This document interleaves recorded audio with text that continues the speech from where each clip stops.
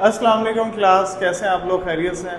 Class हमारा chapter number 9 start था, therapy इनकम्पैटिबिलिटीज़। इसमें हमने डिस्कस किया होता थेरेपेटिक इनकम्पैटिबिलिटीज़। अच्छा, थेरेपेटिक में हमने इसको थोड़ा सा एक्सप्लेन किया था कि थेरेपेटिक में बेसिकली क्या होता है कि एक ड्रग आप दे रहे हैं मेडिसिन उसके इफेक्ट के लिए, और साथ एक और ड्रग दे रहे हैं जिसका आपस में एंटागोनिस्टिक इफेक्ट आ रहा है। यानी कि एक तरफ आप ब्लड प्रेशर को बढ़ाने के लिए दे रहे हैं, तो दूसरी तरफ ब्लड प्रेशर को कम करने के लिए दे रहे हैं, तो दूसरी तरफ आप साल्ट का इंटेक करा रहे हैं उसको किसी सूरत में।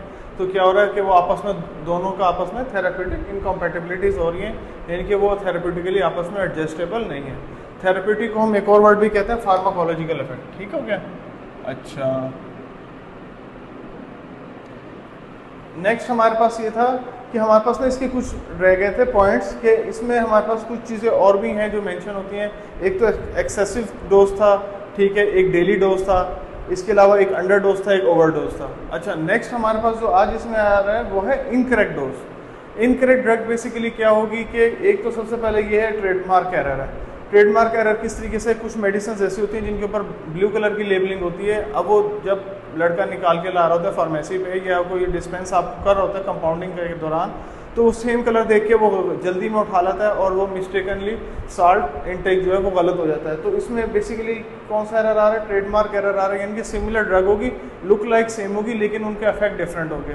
तो ये बहुत बड़ा एरर है, ठीक है। इसके से इफेक्टिव ये नुकसानदेह है थेरेपेटिक इनकम्पैटिबिलिटीज़ की तरह। या फिर आपका एरर इन प्रिस्क्रिप्शन लिखने में एरर कर दिया, कोई ना कोई लिखने में एरर कर दिया, समझने में एरर कर दिया, उसको निकाल के देने में, और फिर खाने वाले ने अलग एरर कर दिया। मतलब ये कुछ चीज़ें ऐसी हैं जो ये सारी चीज़ें जो हैं ये इनका बड़ा ड्रास्टिक इफेक्ट आता है और ये पेशेंट के लिए बिल्कुल भी अनहेल्दी नहीं है साबित होता।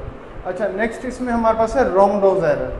रॉन्ग डोजेज में बेसिकली क्या है, एक तो टॉक्सिक प्रिपरेशन वगैरह होती हैं, वो हो गई। इसके अलावा स्किन प्रिपरेशन फॉर आई। अब देखें, स्किन प्रिपरेशन का मतलब है कि टॉपिकली स्किन के ऊपर लगनी चाहिए, बट ये अगर गलती से दे दी गई है तो उसका क्या इफेक्ट आ रहा है? नुकसान दे सकती है। इसी तरह ऑप्थेल्मिक प्रिपरेशंस होती हैं वो आइज़ के लिए होती हैं। अब मिस्टेकनली वो ऑप्थेल्मिक्स और OTH वाली OT प्रिपरेशंस एयर की अगर वो आप मिक्स कर देते हैं, उनका भी बड़ा ड्रास्टिक इफेक्ट आ सकता है। क्या आपने कान की मेडिसिन देनी थी और गलती से वो आई ड्रॉप जो था वो आंखों में दे दिया, तो वो भी बड़ा इफेक्ट आ सकता है। तो ये जो कुछ एरर्स हैं, प्रिस्क्रिप्शन एरर हो गए, डिस्पेंसिंग एरर हो गए, इनका बहुत ड्रास्टिक इफेक्ट आ सकता है हम पेशेंट के लिए, और ये सारे किस में आ जाते हैं? थेरेपेटिक इनकम्पैटिबिलिटीज में। अच्छा, लास्ट हमारे पास है कॉन्ट्राइंडिकेटेड ड्रग्स।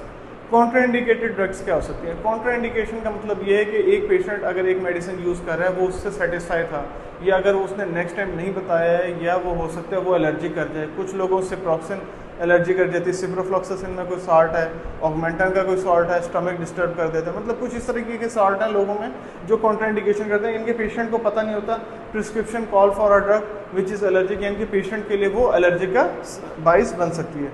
इसमें उसने लास्ट एक पॉइंट कहा था, prescription patient is still taking a previous prescription which may contraindicated with the new one. Patient जो है वो एक पुराना प्रिस्क्रिप्शन ले रहा है, लेकिन वो नए प्रिस्क्रिप्शन से क्या हुआ, वो आपस में कॉन्ट्राइंडिकेशन हो गया।